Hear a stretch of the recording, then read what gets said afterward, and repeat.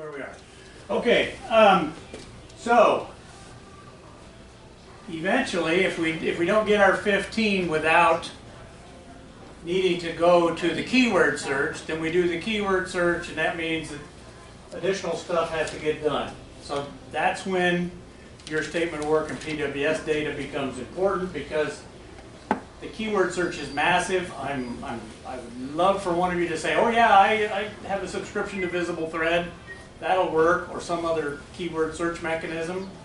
But that's, you may not have that. Anyway, I keep encouraging Chris to subscribe. We have it. Oh, you have Visible Thread? Have oh, cool. Well, then you can take this short list I made, yes, or list I made, and yep, give it to the people, and or they can send you their contracts in, and you can search for it. Yep. Excellent. All right.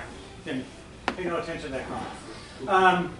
That's a joint exercise here, because you want to get to 2 to 4 domains. That's my prediction. You can prove me wrong. You may want to bid on all 7, because you come up with qualifying candidates for all 7. You know, as a betting man, I would say probably I would bet a veer against anything more than 6. But this is a joint exercise that's got to go on after you've looked at your own CPARs for your very best and most favorite contract. Go ahead, please. Okay, I could not fit the big ones in here, but here's management and advisory. It had like 52 keywords. I've done this sort already. It's annoying.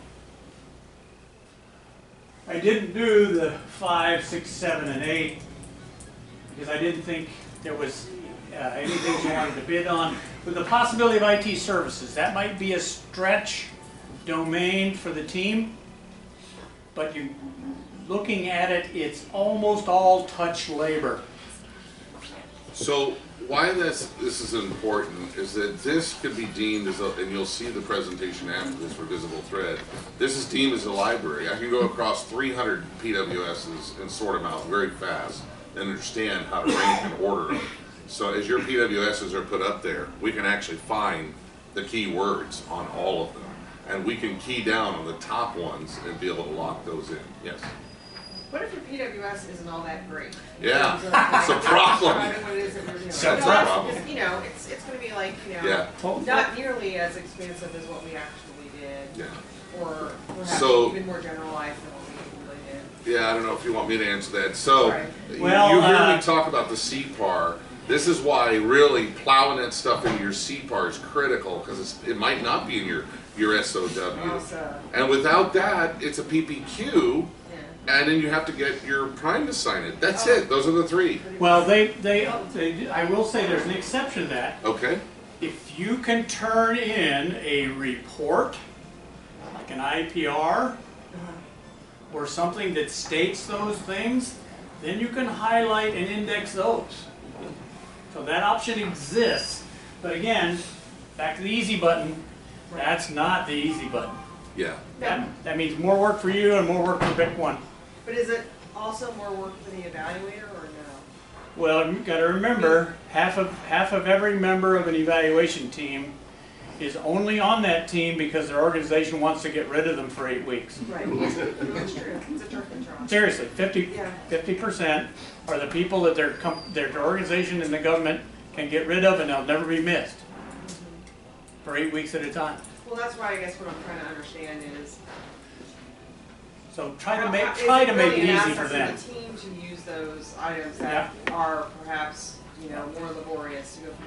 That's why the Oasis Plus program manager, whoever that person is in GSA, is using Symphony. Symphony's going to give you a numerical grade. You're claiming it. They have to disprove your claim. So you want to make it easy for them to say, oh yeah, can't disprove that. That's another evaluation advantage, is that, and they state it right in the RFP. They say if you want to claim these points, they use the word claim probably 50 times in section M. So that's different than Polaris too. So does that mean you're not page limited with what your submission is? It's all uploads, all electronic uploads into Symphony. And I don't know whether, I don't think Symphony has any fixed No. limitations. No. Gotcha. Yeah. You could literally put as many IPR type reports in. There may be a document or a file limit. I didn't look at that. I don't think so. Okay. I don't think so. So this is the kind of keyword search that I was talking about. That's the one I did for management advisory. I took 2 or 3 words out of the paragraph that leads the table. Then the table is in there with some duplications. Across domains, in terms of visible thread, there are keywords duplicated within and across domains. Like the word engineering appears in technical and engineering 60 times. Well, I just put it down once, and that's why we get to 52.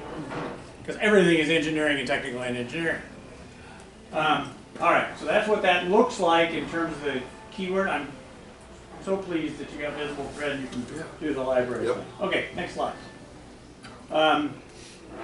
Then once you've done that, the team has to get together, the board or whoever you pull in for your red team reviewers, figure out what are your optimum domains. I told Chris 2 for sure, 3 probable, 4 stretch.